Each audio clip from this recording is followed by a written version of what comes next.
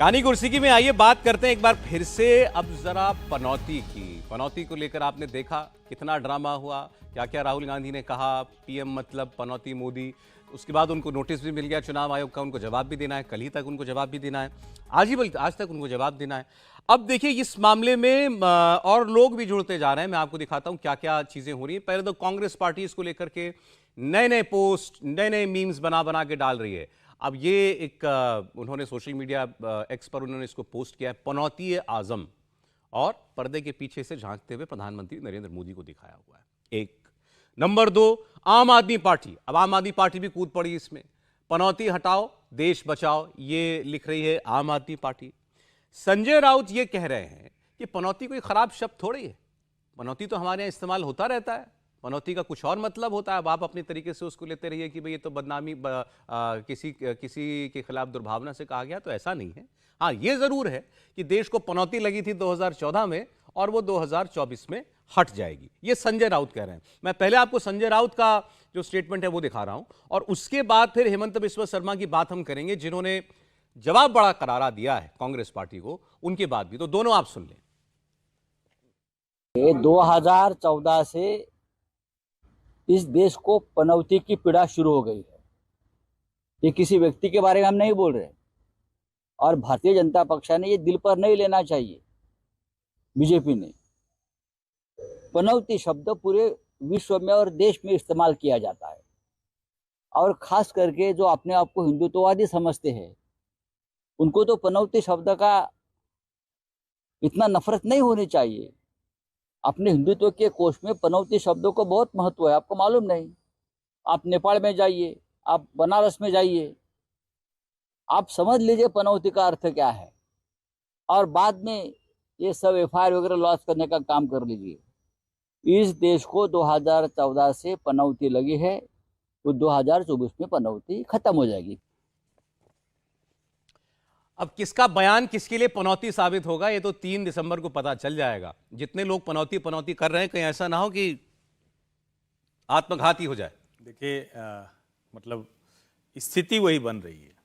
अब आप सोचिए, अगर ये चर्चा नहीं होती तो क्या इस देश को पता चलता कि भारतीय टीम जब हारने लगी तो इंदिरा जी चली गई थी? अभी निकल कर सामने आ गया। प्रियंका जी का बयान आता है कि भाई इंदिरा जी का आज जन्मदिवस है तो आज तो जीतेगी ही जीतेगी, वो सामने आ रही लगा। मुझे लगता है कि देखिए 2 चीजें होती है राजनीति में। अच्छा, एक चीज मैं कह दूं, ये चुनाव आयोग ने जो नोटिस भेजा है ना, बड़ा ही मतलब जिसको हम कहें कि बेवकूफी भरा काम है। ये कौन सी बात हुई कि आपको अगर ऐसे करेंगे तो कितने बयान कौन से नेता दे रहे हैं सब पे देंगे, या सिर्फ प्रधानमंत्री पर कोई टिप्पणी होगी उस पर देंगे? लेकिन यहां एक चीज समझने की है कि जब आप संदर्भ के साथ कोई टिप्पणी करते हैं तो जनता के दिमाग में आती है। जैसे उदाहरण के लिए, जब आप कहेंगे कि भाई मोबाइल धौलपुर में बने, जौनपुर में बने, चित्रकूट में बने, एमपी में बने, खड़गपुर में बने, कहीं भी बने, और उसके बाद कहेंगे कि यहां तो सारा चाइनीज मोबाइल है, उसी वक्त एक डेटा आ जाता है कि $1 बिलियन का mobile export India every month कर रहा है। इस वित्तीय वर्ष में अप्रैल से लेकर सितंबर तक $8 बिलियन का एक्सपोर्ट कर दिया। तो भैया यहां बना नहीं तो भेजा कैसे? तो भाई बात तो ये मूर्खता भरी है ना। अगर भारत में मोबाइल इतना बन रहा है और हम कहें कि नहीं नहीं सब चाइनीज बन रहा है, तो मुझे कोई क्या कहेगा? अगर मैं कहूंगा तो कहेंगे भाई मूर्खता भरी बात कर रहे हो, समझदारी भरी बात नहीं कर रहे हो। ये हुआ संदर्भ के साथ बात कर रहा। जब आप कहते हैं चौकीदार 12 नवंबर को मजदूर सुरंग में फंसे और आज माना जा रहा है कि दोपहर तक वो टनल से बाहर आ जाएंगे, और ये आज सुबह की सबसे बड़ी खबर है। उत्तरकाशी के सिलक्यारा टनल में फंसे 41 मजदूरों के आज बाहर निकलने की संभावना काफी बढ़ गई है। अब केवल 10 मीटर की ड्रिलिंग बाकी है, लेकिन चैलेंज यह है कि कल शाम से रेस्क्यू ऑपरेशन पर रोक लग गई है। ड्रिलिंग का काम रोक दिया गया था, अगर मशीन में खराबी आने के बाद रेस्क्यू को रोकना पड़ा। पूरी रात मशीन को ठीक करने के बाद काम फिर से चल रहा है। वो प्लेटफॉर्म भी अपनी जगह से हट गया जिसके ऊपर मशीन को माउंट किया जाता है। पूरी रात रिपेयरिंग चलती रही। अब तक टनल के अंदर 46.8 मीटर की ड्रिलिंग हो चुकी है और उम्मीद है कि मशीन ठीक होने के बाद दोबारा काम शुरू किया जाएगा। आज दोपहर तक टनल में फंसे लोगों को बाहर निकाला जा सकता है। हम आपको टनल के अंदर की तस्वीरें दिखा रहे हैं, ये थोड़ी देर पहले की तस्वीर है। इस तस्वीर में आप देख सकते हैं रेस्क्यू टीम बाहर काम कर रही है, लेकिन अभी ड्रिलिंग का काम रोका गया है। अगर मशीन में आई खराबी की जाँच भी की जा रही है, और जिसके बाद प्लेटफॉर्म को ठीक किया गया और एक बार फिर से इसकी शुरुआत की गई है। तो ये तस्वीरें आप देख रहे हैं जहां पर ड्रिलिंग का काम रोकना पड़ा था, क्योंकि जिस प्लेटफॉर्म पर अगर मशीन को रखा गया था वो टूटने के बाद एक बार फिर से काम शुरू हुआ है। और दूसरी तरफ आप देख रहे हैं कि किस तरह से हम अंदर की तस्वीर दिखा रहे हैं। जो पाइप है जो अंदर डाले जा रहे हैं, आप देखिए ये पाइप जो अंदर डाला जा रहा है उसमें आप देख रहे हैं कि एक बेंट आ गया है और साइड से पूरा का पूरा एक हिस्सा है जो डैमेज हुआ है पाइप का। इसी वजह से काम को रोकना पड़ा है ताकि ड्रिलिंग फिर से प्रॉपरली की जाएगी और उसके बाद एक बार फिर से कोशिश होगी कि किस तरह से 10 मीटर का जो हिस्सा बचा हुआ है उसे पूरा किया जा सके और एक बार फिर से पाइप को अंदर डाला जा सके। तो दिक्कतें काफ़ी आ रही हैं, लेकिन धीरे धीरे ही सही काम आगे बढ़ता हुआ नजर आ रहा है और फिलहाल उम्मीद ये जताई जा रही है कि दोपहर तक रेस्क्यू ऑपरेशन एक बार फिर से शुरू हो सकता है। इस वक्त की एक और बड़ी खबर, टनल में एक टीम जहां ड्रिलिंग के काम में लगी है, वहीं रेस्क्यू के काम में लगे लोगों की सेफ्टी के लिए ड्रोन सेंसर रडार का इस्तेमाल किया जा रहा है। हिंदुस्तान में पहली बार टनल के अंदर ड्रोन सेंसर रडार का इस्तेमाल किया जा रहा है। बेंगलुरु से एक्सपर्ट्स की टीम एक ड्रोन को लेकर टनल के अंदर गई है। ड्रोन को लेकर एक एक्सपर्ट सिरियाक जोसेफ के मुताबिक पहली बार हिंदुस्तान में इस टेक्निक का इस्तेमाल किया जा रहा है।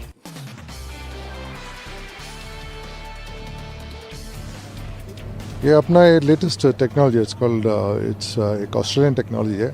वी टाइड अप विद एमएसएंट ऑस्ट्रेलिया। तो ऑटोनोमस चलता है उसको and it can go in GPS denied areas, मतलब टनल के अंदर cavities and it goes into all this stopes and all that. कह सकता हूँ कि मैं हर्षवर्धन जी से बिल्कुल सहमत हूँ। पिछले कुछ समय में जिस तरह से हमने अपने पीएसयूज़ को बढ़ाया है, पीएसयूज़ जो कि घाटे में होते थे वो फ़ायदे में आए हैं, जिस तरह से जो है मेक इन इंडिया के पूरा जो कॉन्सेप्ट है जिसको विश्व भर में सराहा जा रहा है, तो ये सारी चीज़ें इस देश में प्रधानमंत्री के कारण ही हुई हैं, नरेंद्र मोदी जी के कारण ही हुई हैं। तो इस तरह की भाषा का उपयोग पहले तो उनके लिए ख़राब है, गलत है। दूसरा, आजकल राजनीति में कोई स्तर नहीं रह गया, लेकिन फिर भी मैं ये कहूँगा कि इन सब चीज़ों से, इस तरह की बात नहीं करने से पार्टियों को बचना चाहिए। अच्छा, मैं जरा आपको हेमंत विश्व शर्मा की बात सुनवा देता हूं। हेमंत विश्व शर्मा लगातार इस मुद्दे पर कांग्रेस पार्टी को घेर रहे हैं, निशाने पर ले रहे हैं और वो बार बार ये कह रहे हैं कि असल पनौती तो ये है। अब उन्होंने ये कहा कि मैं तो ये मांग करता हूं कि कोई भी बड़ा आयोजन देश का वो किसी ऐसे दिन नहीं होना चाहिए जब गांधी परिवार के किसी सदस्य का जन्मदिन हुआ करे। देखिए, जो दिन मैच हो रहा था, मैं स्टेडियम में बैठा था। सुबह किसी ने मुझको तेलंगाना से एक वीडियो भेजा। प्रियंका गांधी जी तेलंगाना का सभा का एड्रेस कर रहा है और बोल रहे हैं कि देखो 83 में वर्ल्ड कप जीता था, तब हमारे प्लेयर्स को इंदिरा जी घर में बुला के चाय पिलवाया था और आज भी इंदिरा गांधी का जन्मदिन है, मैच भारत जीतने वाला है। तो मेरा उसी समय करंट आ गया मेरा शरीर में कि आज गड़बड़ी हो गया। तो बाद में तो इंडिया तो हार ही गया। तो मैं बीसीसीआई को रिक्वेस्ट करना चाहूंगा और सारे स्पोर्ट्स बॉडी को रिक्वेस्ट करना चाहूंगा कि जो दिन गांधी परिवार का कोई भी सदस्य का जन्मदिन होता है, वो दिन कोई भी मैच का फाइनल मत रखे, गड़बड़ी हो जाएगा। गांधी परिवार पर हमला करने के लिए वैसे बीजेपी में सबसे सटीक आदमी यही है, मतलब पार्टी की तरफ से अगर आप देखिए, क्योंकि पुराने कांग्रेसी हैं और इनका इतिहास भी जो है वो बताता है ये। अब वो कह रहे हैं कि भाई मुझे तो लगा था गड़बड़ हो जाएगी उसी दिन। विभीषण ही जानता था कि नाभि पे हमला करना है। हाँ, शायद इनकी वही बात है। देखिए, भारतीय जनता पार्टी को मुझे लग रहा है उसके जन्म के बाद पहला सा नॉर्थ ईस्ट जैसा नेता मिला है, मतलब छोटे राज्य से आने वाला, जो पूरे भारत के अंदर भारतीय जनता पार्टी का एक बड़ा चेहरा बनने की ओर अग्रसर है। इसके पहले उत्तर भारत से या दक्षिण भारत की नेता भारतीय जनता पार्टी में आते रहे और हेमंत विश्व शर्मा ने बहुत तेजी से जो कांग्रेस पृष्ठभूमि के रहे और 2016 में भारतीय जनता पार्टी में आए, उसके अगर उस हिसाब से देखें तो भारतीय जनता पार्टी में निश्चित रूप से उन्होंने अपना कद बहुत बढ़ाया, संगठन की दृष्टि से और प्रचार की दृष्टि से। जो हेमंत विश्व शर्मा ने कहा है वो, और जो राहुल गांधी ने कहा है, मैं दोनों बातों का समर्थन नहीं करता। राहुल गांधी को भी ये नहीं कहना चाहिए कि भाई पनौती है, इसमें कोई दो राय नहीं है। और हेमंत विश्व शर्मा का ये कहना कि भाई किसी गांधी परिवार का जन्मदिन उस दिन मैच आयोजन नहीं का, ये कहना भी वो तो हम सब समझ रहे हैं कि वो ये क्यों कहा जा रहा है सब जी। तो मुझे लेकिन राहुल गांधी के ये बात राहुल गांधी को समझना चाहिए कि 2014 से देश की पनौती हटी है। अगर वही कंटिन्यू रहती है तो आज देश किस स्थिति में होता, ये हम सब जानते हैं। मुझे लग रहा है राहुल गांधी को भविष्य में सोचना चाहिए। उन्होंने चुनाव आयोग ने नोटिस भेज दिया, उन्हें जवाब देना पड़ेगा। मुझे लग रहा है फिर वो उसके लिए माफी मांगे क्योंकि उन्होंने नाम लेके पीएम को पनौती कहा है। तो राहुल गांधी की चीजों से बचना चाहिए।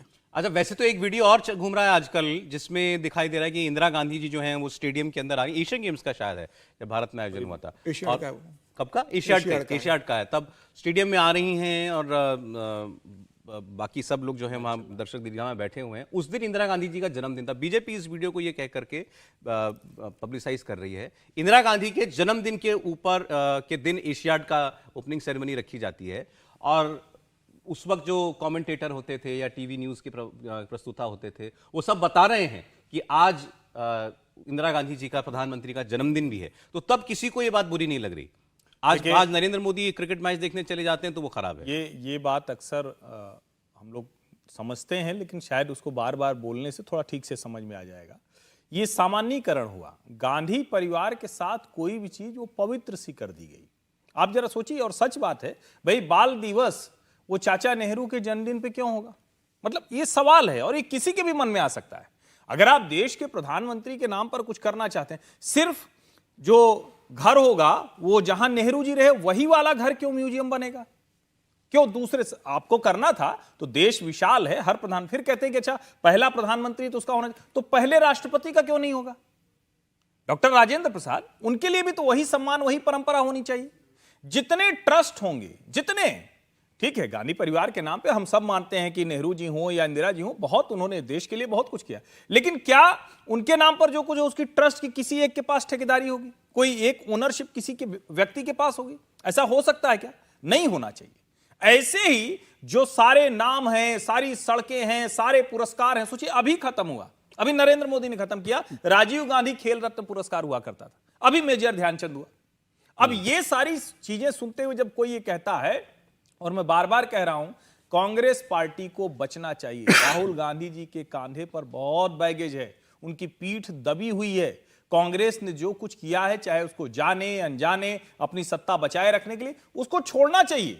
आप जब इस तरह से हमलावर होते हैं तो देश की जनता को याद आता है कि कांग्रेस ने क्या क्या गड़बड़ियां की हैं, कांग्रेस ने किस तरह से लोकतंत्र को एक परिवार के दरवाजे पर बिठा दिया कि इसके भीतर तुम नहीं आ सकते, इसके बाहर तक लोकतंत्र है। जहां गांधी परिवार खड़ा हो गया वहां लोकतंत्र समाप्त हो गया, नतमस्तक करा दिया। संविधान को अगर इस देश में किसी ने, एक व्यक्ति ने अगर पूरी तरह से खारिज किया है तो इंदिरा जी थी। सूचना प्रसारण की बात बार बार होती है, अभिव्यक्ति की स्वतंत्रता की बात होती है, पहला संशोधन नेहरू जी के समय में हुआ। अब ये सारी चीजें जब सामने आएंगी तब लोगों को लगता है कि भाई जो नरेंद्र मोदी कह रहे हैं वो ठीक कह रहे हैं। तब जब आईटी सेल की लड़ाई होगी, कोई एडिटेड वीडियो डालेगा तो उसका वाला कुछ चलेगा तो दूसरे वाला भी बहुत ज्यादा चल जाएगा, वो भी क्लिप काट के लगाएगा। और मुझे लगता है कि ये परंपरा तो बिल्कुल ही ठीक नहीं है कि जो स्तरहीन बयानबाजी हो। अब पनौती वाला तो अलग है, उसमें जो जेब कतरे वाला उदाहरण दिया है वो तो शर्मसार करने वाला है, वो तो मतलब सचमुच शर्मसार करने वाला है कि आप कह रहे हैं कि एक ध्यान भटकाता है, एक जेब काट लेता है। क्या ये सब हो रहा है? क्या आप जब कहते हैं सब कुछ बेच दिया जा रहा है, क्या सचमुच देश बेचा जा रहा है क्या? और क्या किसी की बेचने की स्थिति है क्या? क्या नरेंद्र मोदी का कोई अपना निजी खाता है, कोई निजी जगह है जहां वो जाके खरीद ले रहे हैं? ऐसा संभव है क्या? नरेंद्र मोदी के नाम पे कोई पर्सनल प्रॉपर्टी है क्या? कोई पर्सनल इंडस्ट्री लगा रहे हैं क्या? कोई पर्सनल ट्रस्ट बनाया है क्या? नहीं है। और तब जब राहुल गांधी इस तरह के हमले करते हैं तो जनता को लगता है कि वो सचमुच पीड़ित आदमी है। 2002 से आज तक नरेंद्र मोदी मुख्यमंत्री से प्रधानमंत्री तक हैं, ये गांधी परिवार को बर्दाश्त नहीं हो रहा, और इसीलिए मौत का सौदागर 2007 में, आज पनौती, जेब कतरा आता है, ये करता, वो सारी चीजें हैं, इसीलिए उनके साथ जनता खड़ी हो जाती है। लेकिन आज भी क्या, इस जो आप बता रहे हैं इस नैरेटिव वॉर में राहुल जी, क्या आज भी जिनको हम लेफ्ट लिबरल कहते हैं या कांग्रेस पार्टी या उस विचारधारा के लोग और दूसरे दक्षिणपंथी भारतीय जनता पार्टी, संघ परिवार, वो पूरा कैंप जो है, इस नैरेटिव की वॉर में क्या आज भी लेफ्ट लिबरल कैंप ज्यादा मजबूत है?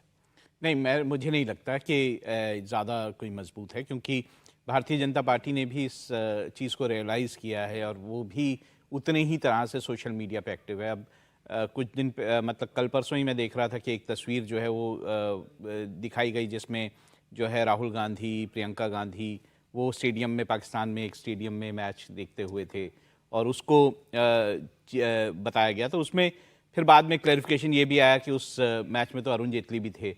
तो इस तरह की बातें आती, तो जो इस तरह की चीज़ें वायरल की जाती हैं उसमें दोनों तरफ से, अब सोशल मीडिया की टीमें बड़ी सशक्त हैं दोनों ही पार्टियों की, और वो जो है अपने अपने नैरेटिव्स आगे करते हैं। तो कोशिश ये है कि दोनों तरफ से इस तरह की चीज़ें की जा रही हैं। आधा अधूरा जो है एक ट्वीट किया जाता है या आधा अधूरा जो है वो तस्वीर पेश करने की कोशिश की जाती है। तो उसको दूसरी पार्टी काउंटर करती है। मुझे नहीं लगता कि अब ऐसा कोई स्थिति है जहां पे लेफ्ट लिबरल्स जो हैं बहुत ज़्यादा जो है वो हावी हो रहे हैं। मुझे इस पे बिल्कुल शक नहीं है कि बीजेपी और बीजेपी के जो पार्टी है वो भी उतनी ही सशक्त तौर पर इन सब चीज़ों को काउंटर करती है। नहीं, और इसमें एक लाइन जरूरी, चूंकि ये सवाल बार बार आता है और खुद जो नेशनलिस्ट या उस खेमे के लोग वो भी कहते हैं कि हम तो बड़े कमजोर हैं। राष्ट्रीय स्वयंसेवक संघ में सोसाइटी में जो चेंज किया है वो बहुत बड़ा है, वहां से नैरेटिव बदल रहा है। ये नैरेटिव मतलब जिसको हम कहें कि इंटेलेक्चुअल्स के बीच में आज भी वही लोग हावी हैं, लेकिन जब आप कहते हैं कि सोसाइटी में मास कौन क्रिएट कर रहा है नरेशन का, तो वो नरेशन जो जिसको हम राइटिस्ट कहते हैं या नेशनलिस्ट कहते हैं उनके पास चला गया है। अगर हम वैसे भी देखेंगे कि राष्ट्रीय सेवक संघ से जिस तरह के लोग जुड़े हुए हैं, प्रोफेसर जुड़े हुए हैं, सेना के लोग जो रिटायर्ड हैं वो जुड़े हुए हैं, बहुत ज़्यादा ब्यूरोक्रेट जुड़े हुए हैं, तो मुझे नहीं लगता कि ऐसे कोई इंटेलेक्चुअल उसकी कोई कमी, इंटेलेक्चुअल वर्ग में भी कमी है, ऐसा नहीं नहीं लगता कमी। आपको? चलिए ठीक।